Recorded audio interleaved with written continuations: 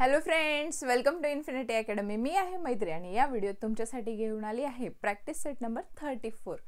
या प्रॅक्टिस सेटमध्ये आपल्याला दिलेला आहे इन्फॉर्मेशनवरून आपल्याला वर्ड प्रॉब्लेम तयार करायचा आहे. आधीच्या प्रॅक्टिस सेट्समध्ये आपण बघितलं की वर्ड प्रॉब्लेम आपल्याला दिलेला होता आणि आपण तो सॉल्व्ह करत होता. इथे आपल्याला इन्फॉर्मेशन दिली, त्यावरून आपल्याला वर्ड प्रॉब्लेम तयार करायचा आहे आणि मग त्याला सॉल्व्ह करायचं आहे. बघा आपल्याला सूचना काय दिलेली आहे. Using the figures given below, frame problem based on profit percent or loss percent and solve the problems. आपल्याला फ्रेम वर्ड प्रॉब्लेम तयार करायचा आहे. त्याच्यानंतर प्रॉफिट आहे का लॉस आहे ते काढायचं आहे. त्यानंतर त्याचे पर्सेंटेज प्रॉफिट अँड लॉस काढायचं आहे. ठीक आहे. फर्स्ट बघा आपल्याला काय दिलंय. Cost price is 1600, selling price is 2800. ठीक आहे. कॉस्ट प्राइस आणि सेलिंग प्राइस दिलेली आहे. त्याच्यावरनं आपल्याला वर्ड प्रॉब्लेम फ्रेम करायचा आहे. तर वर्ड प्रॉब्लेम लिहा. Ridhima bought 2 tables at 1600 rupees and sell same tables at 2800 rupees. What was her profit or loss in percent? पहिले आपण कॉस्ट प्राइस लिहून घेऊया. कॉस्ट प्राइस काय आहे 1600 रुपीज. ठीक आहे. सेलिंग प्राइस काय आहे 2800 रुपीज. आता आपल्याला याच्यात दिसतंय सेलिंग प्राइस जास्त आहे म्हणजे काय झालेलं आहे प्रॉफिटचा फॉर्म्युला लिहिणार. Profit is equals to selling price minus cost price. Very good. Selling price minus cost price. ठीक आहे. सेलिंग प्राइस काय आहे 2800 रुपीज आणि कॉस्ट प्राइस 1600 रुपीज. ठीक आहे. म्हणजे सबस्ट्रॅक्शन करून काय येईल आन्सर 1200 रुपीज. बरोबर. ठीक आहे. म्हणजे रिधिमाला प्रॉफिट झालेला आहे 1200 रुपीज. पण आपल्याला क्वेश्चन मध्ये दिले की पर्सेंट मध्ये काढायचं आहे. त्यामुळे आपण याचा पर्सेंटेज प्रॉफिट काढणार.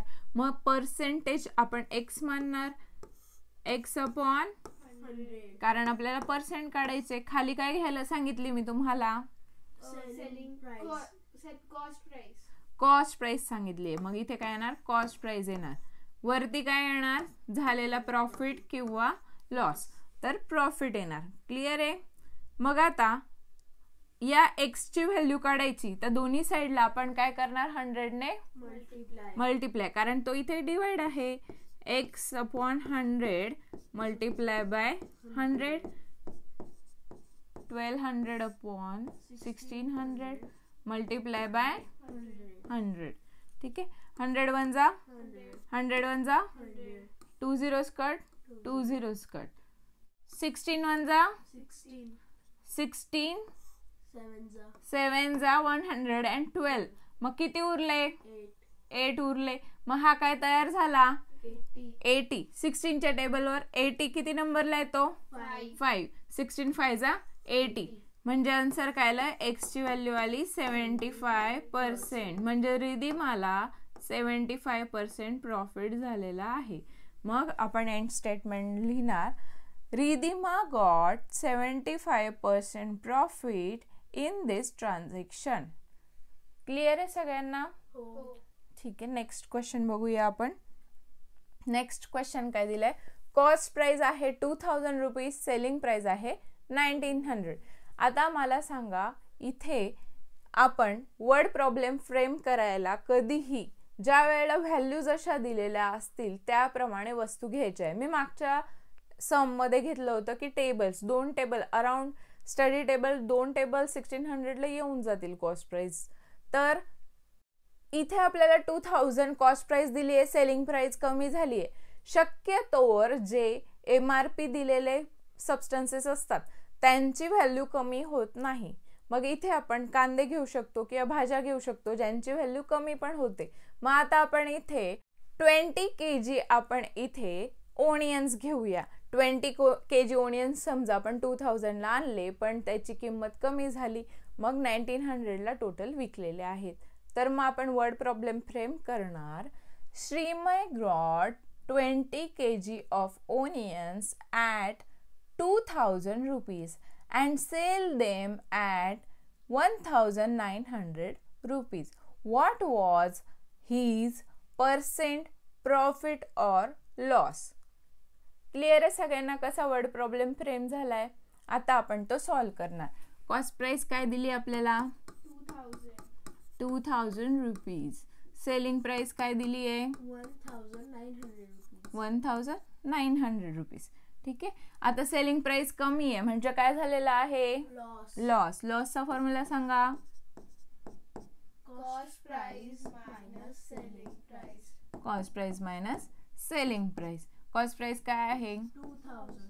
2000 रुपीज. सेलिंग प्राइस काय आहे? 1900. सबस्ट्रॅक्शन काय आलं मग? 100 रुपीज. ठीक आहे. श्रीमयला 100 रुपीज लॉस झालाय पण आपल्याला इन पर्सेंट विचारलेला आहे. मग पर्सेंट मध्ये विचारलंय म्हणून आपण पर्सेंट मध्ये करणार. पर्सेंटला आपण समजा वाय मांडणार. खाली काय येणार? 100. इकडे खाली काय येणार? 2000 rupees. 2000 rupees which is cost price. आणि इकडे काय येणार? 100 रुपीज. जो की आपला लॉस आहे. इथे कधीही जो लॉस किंवा प्रॉफिट झालाय तो घ्यायचा आणि खाली कॉस्ट प्राइस घ्यायची की तिला आपण घेतलेलं आहे. ठीक आहे. मग आता 100 दोन्ही साईडला आपण काय करणार? त्या 100 ला मल्टिप्लाय करणार.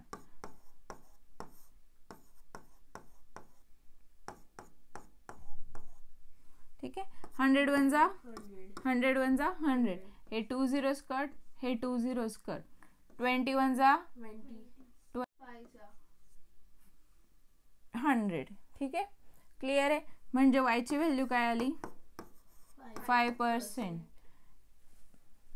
मग आपण एंड स्टेटमेंट लिहिणार. श्रीमय incur a loss of 5%. Clear आहे सगळ्यांना? हो. ठीक आहे. नेक्स्ट क्वेश्चन बघूया आपण.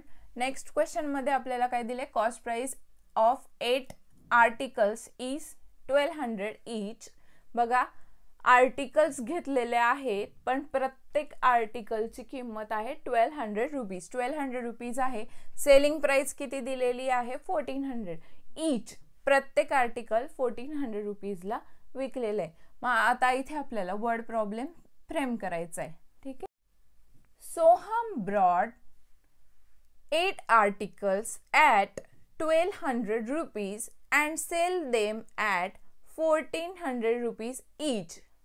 What was his profit or loss in percent? Clear आहे सगळ्यांना? ठीक आहे. असा आपला वर्ड प्रॉब्लेम तयार झालाय. आता कॉस्ट प्राइस आपण घेणार. कॉस्ट प्राइस काय येणार सांगा? 1200 each आहे म्हणून आपण मल्टिप्लाय बाय काय करणार? 8. 12 8 जा 96 आणि हे 2 0 ॲज इट इज. ठीक आहे. आता SP काय येणार सांगा? 1400 rupees multiply by 8. 1400 rupees multiply by 8. 14 8 जा 112. बरोबर. मग 112 झाला आणि हे 2 झिरोज ॲज इट इज. ठीक आहे. म्हणजे 11,200 रुपीजला सगळे विकलेले आहेत. तर इथे प्रॉफिट झालेला आहे का लॉस? प्रॉफिट. का? कारण सेलिंग प्राइस जास्त आहे. मग प्रॉफिटचा फॉर्म्युला लिहिणार. Profit is equals to selling price minus cost price. Selling price minus cost price. ठीक आहे. सेलिंग प्राइस काय आहे? 11,200 रुपीज. Cost price 9,600 rupees. ठीक आहे. सबस्ट्रॅक्शन करून काय येणार? 1,600 रुपीज. हा काय झाला आपला? प्रॉफिट झाला इन रुपीज. पण आपल्याला विचारलंय इन पर्सेंट. मग पर्सेंट मध्ये प्रॉफिट कसा काढणार? x/100. x काय आहे? आपल्याला जेवढे पर्सेंट काढायची आहे ती व्हॅल्यू आहे. आणि वरती काय येणार? जी अमाऊंट प्रॉफिट किंवा लॉस झाली ती. खाली काय येणार? Cost price which is 9,600. आता हा 100 बोथ साइड आपण काय करणार? मल्टिप्लाय.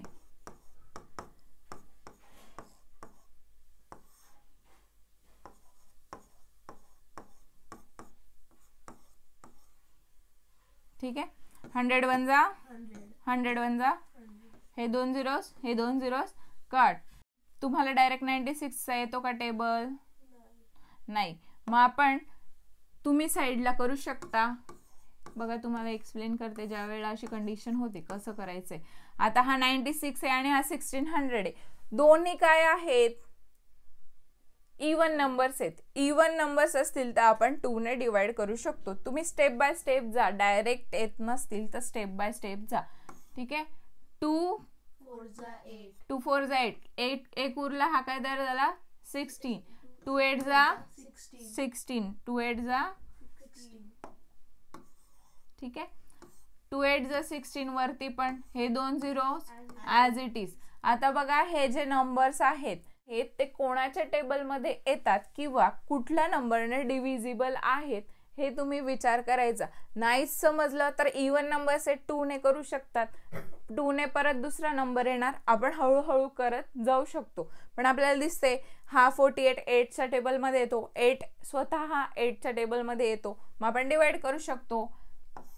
8 6 जा 48 आणि 8 1 जा 8, हे 2 झिरोज ॲज इट इज. ठीक आहे. खाली 6 आलाय, आता इकडे 100 आलाय.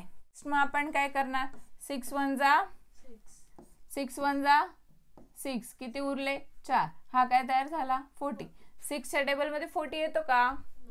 मग त्याच्या अगोदरचा नंबर काय येतो? 36. 6 6 जा 36, किती उरले 4. मग हा कम्प्लीट डिव्हिजिबल नंबर आहे का? नाही, म्हणून आपण घेणार पॉइंट. इथे काय येणार 0. 6 6 जा 36, काय उरले 4, परत 0 घेणार. आता हे रिकरन्स चालूच राहणार. ठीक आहे. म्हणजे 16.66% काय झालेला आहे? प्रॉफिट झालेला आहे. ठीक आहे. 16.66% प्रॉफिट झालेला आहे. ठीक आहे. यालाच आपण फ्रॅक्शन मध्ये सुद्धा करू शकतो. फ्रॅक्शन मध्ये काय येईल? तुम्ही ऑरला लिहू शकतात 16 2/3. तर हे बोथ आन्सर काय करेक्ट आहेत. ठीक आहे. मग आपण एंड स्टेटमेंट लिहिणार.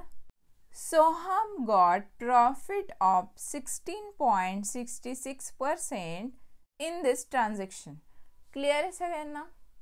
नेक्स्ट जे 4 5 6 क्वेश्चन आहेत ते आपण नेक्स्ट पार्ट मध्ये पाहणार. आय होप तुम्हाला या प्रत्येक प्रश्नाचं उत्तर व्यवस्थित समजलं असणार. तोपर्यंत चॅनलला सबस्क्राईब करा, तुमच्या फ्रेंड्स सोबत व्हिडिओ शेअर करा, लाईक करायला विसरू नका. थँक्यू.